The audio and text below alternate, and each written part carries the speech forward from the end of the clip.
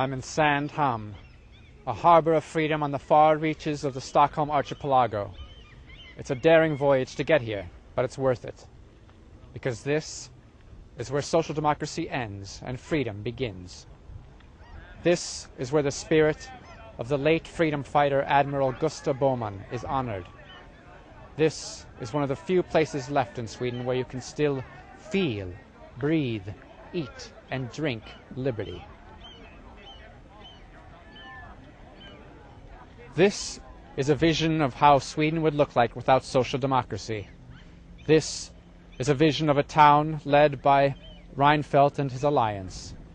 Let's take a closer look at this town on the frontier of tomorrow's Sweden.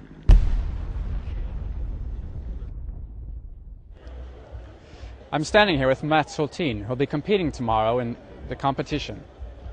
Mats, Socialdemokraterna have decided to start a boat register. Have you any opinions about that? Yes, I think it's not so good idea.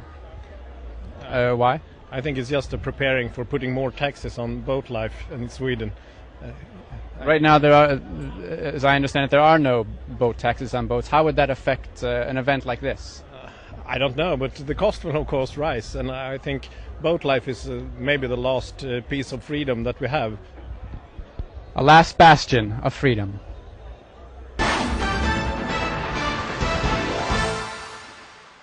Is there any reason that Sweden should have a boat tax, even though Finland doesn't?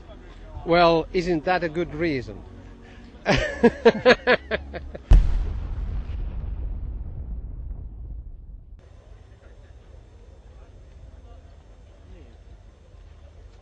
For most of the world, sailing is considered a sport or a hobby.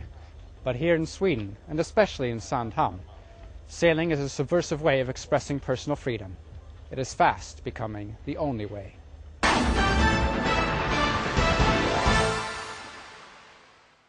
Consider this. In a year or two, all of this could be a distant memory. Right now, boats are one of the few things in Sweden that are not taxed, making places like Sandhamn the Bermuda Islands of Scandinavia. But the socialistic government is waging war against these fine sailors. There are plans in the works for special boat driver's licenses, a central boat registry, and eventually a boat tax that could sink every one of these boats.